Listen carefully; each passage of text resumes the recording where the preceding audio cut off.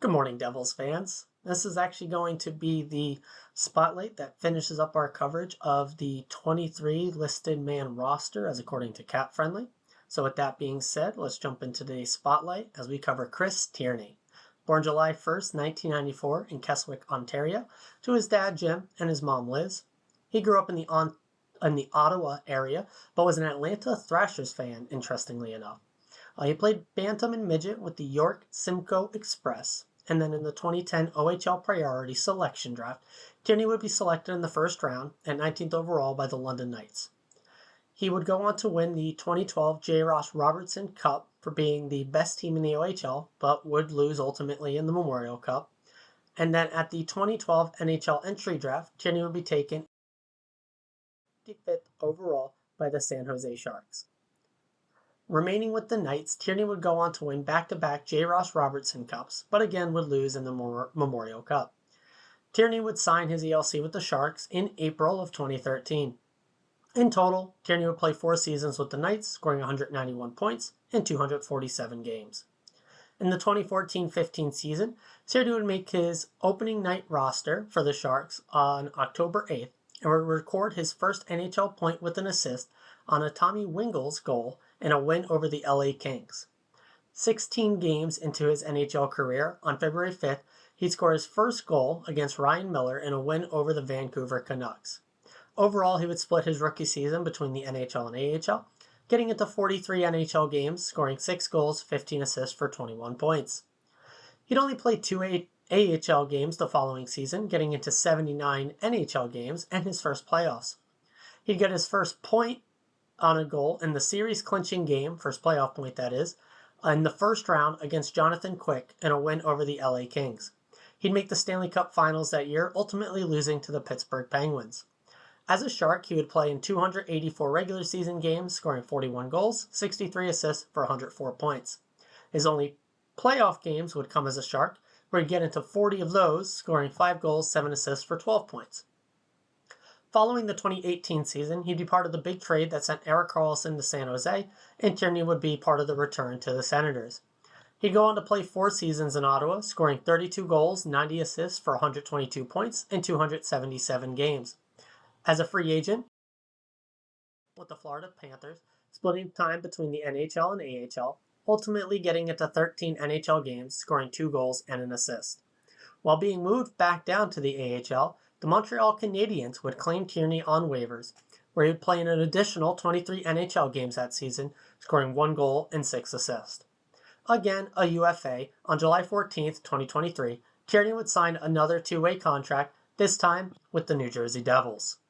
And that concludes his long journey to becoming a Devil. So on the ice, what can we expect? It's not too much. I mean, he's a PK guy with some offensive upside, but not too much.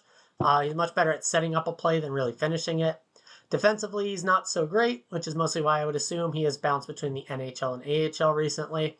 And that's really gonna cover it for his on-ice stuff. There's not too much really to go on. He's been mostly thoroughly a depth piece, but really a waiver wire guy, bouncing back and forth between the 2 leagues. And I kind of expect the same going forward for him. Off the ice, he actually does great in front of the camera. He had a good amount of media stuff across the teams he was on. So if he does make it with the big club long term, it would be fun to see what they do with him there. And he actually seems to be really good friends with Barclay Goodrow, especially from their time in San Jose. So if he is in the roster with us, seeing them go up against each other in Devils and Rangers uniforms could be a lot of fun. Touched on this before, but going forward, I mean, he is on a 2-way deal here for a reason.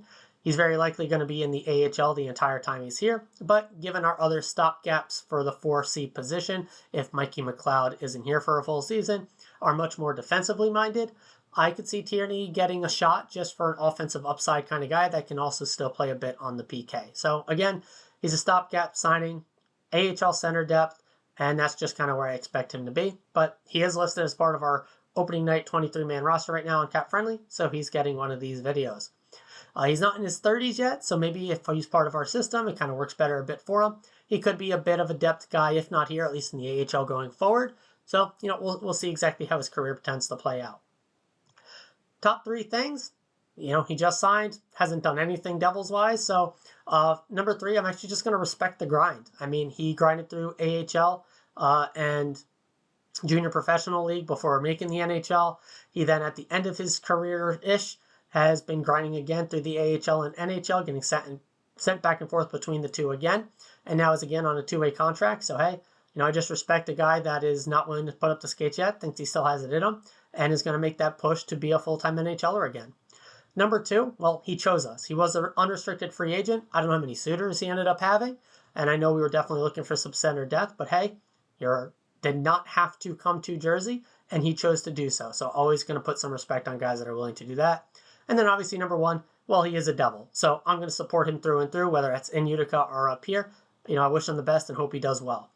And that's really going to conclude our 23-man roster part of the series here on the Spotlight. I'm going to do some honorable mention for guys that are currently listed on our AHL opening roster, namely mostly Holtz and Nemec, and then I will see kind of what I'm vibing with after that if I want to do any more of these on depth guys.